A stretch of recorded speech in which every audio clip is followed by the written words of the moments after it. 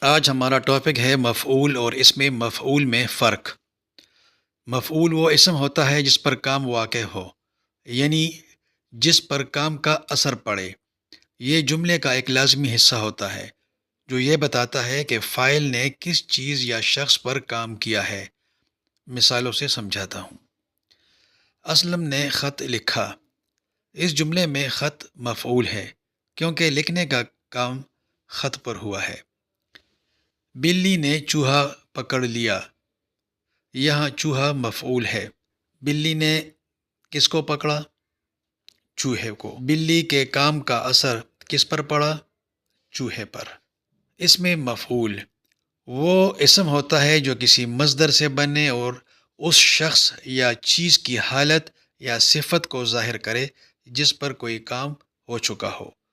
یہ مستقل طور پر ایک نام یا صفت کے طور پر استعمال ہوتا ہے۔ میز پر ایک لکھا ہوا خط موجود ہے۔ اس جملے میں لفظ لکھا ہوا اس میں مفعول ہے کیونکہ یہ خط کی حالت کو بیان کر رہا ہے کہ خط پر لکھنے کا کام ہو چکا ہے۔ بچے نے ٹوٹا ہوا کھلونا پھینک دیا۔ اس جملے میں ٹوٹا ہوا اس میں مفعول ہے کیونکہ یہ کھلونے کی حالت ظاہر کر رہا ہے۔ درخت سے پکا ہوا آم گرا۔ اس جملے میں پکا ہوا اس میں مفعول ہے۔ ان جملوں میں لکھا ہوا، ٹوٹا ہوا اور پکا ہوا ایسے الفاظ ہیں جو کسی نہ کسی چیز پر کام ہونے کے بعد اس کی موجودہ حالت یا صفت کو ظاہر کرتا ہے۔ یہ تمام مصدر سے بنے ہیں۔ انہیں اس میں مفعول قیاسی بھی کہتے ہیں۔ اردو میں عربی زبان کے وزن پر مفعول جیسے مظلوم، مکتوب، مجبور پر آنے والے الفاظ بھی اس میں مفعول ہی کہلاتے ہیں۔ انہیں اس میں مفعول سماعی کہتے ہیں۔ مثال کے طور پر سرکاری مکتوب موصول ہو گیا۔ اس جملے میں لفظ مکتوب اس میں مفعول ہے۔ اس کا مطلب ہے لکھی ہوئی چیز۔ یہاں یہ بغیر کسی مصدر کے خود اپنی ذات میں اس میں مفعول کی خصوصیت رکھتا ہے کیونکہ اس پر لکھنے کا کام ہوا ہے۔ عدالت نے مظلوم کی مدد کی۔ اس جملے میں لفظ مظلوم اس میں مفعول ہے۔ یہ اس شخص کو ظاہر کر رہا ہے جس پر ظلم ہوا ہے۔ یہ عربی قاعدے پر بنا ہے اور اس میں کسی مصدر کی علامت ہوا، ہوئی موجود نہیں۔ اب ایک ہی جملے میں مفعول اور اس میں مفعول میں فرق کی وضاحت کرتے ہیں۔ اس فرق کو سمجھنے کے بعد سب کچھ کلیئر ہو جائے گا۔ غور سے سنیے۔ ڈاکو نے ایک شخص کو قتل کر دیا۔ ڈاکو نے کس کو قتل کر دیا؟ ایک شخص کو۔ ڈاکو نے کس پر کام کیا؟ ایک شخص پر۔ کام کا اثر کس پر پڑا؟ ایک شخص پر۔ تو گرامر کی روح سے جس پر کام ہوا ہو یا کام کا اثر پڑے وہ کیا کہلاتا ہے؟ مفعول۔ تو اس جملے میں شخص کیا ہے؟ مفعول۔ قتل ہونے کے بعد اس شخص کی حالت یا نام بدل گیا۔ اب پولیس یا اخبار والے اسے شخص نہیں کہیں گے بلکہ کہیں گے مقتول کی لاش ملی۔ تو اب اس کی موجودہ حالت مقتول اس میں مفعول ہے۔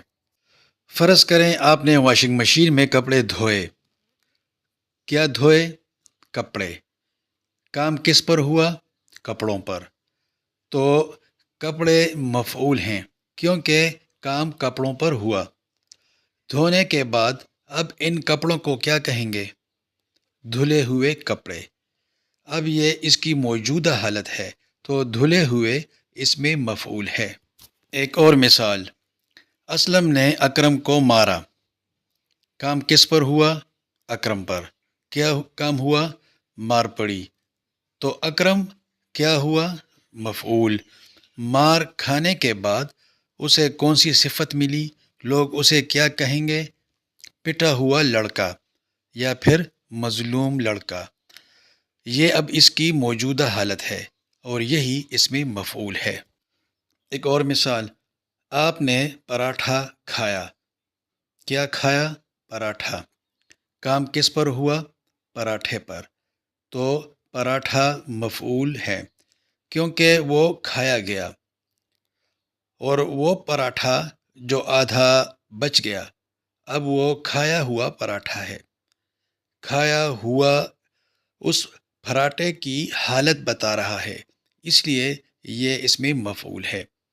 اگر آپ شیشہ توڑ دیں تو سوچو کہ آپ نے کس چیز پر کام کیا؟ شیشہ پر کیا کام کیا؟ توڑ دیا۔ کیا توڑا؟ شیشہ۔ تو شیشہ مفعول ہے کیونکہ کام شیشے پر ہوا۔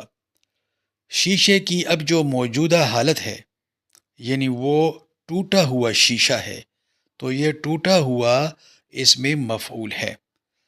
مختصر یہ کہ مفعول وہ چیز ہے جس پر کام ہو، اور اس میں مفعول وہ لفظ یا حالت جو کام ہونے کے بعد اس چیز یا شخص کو مل جائے۔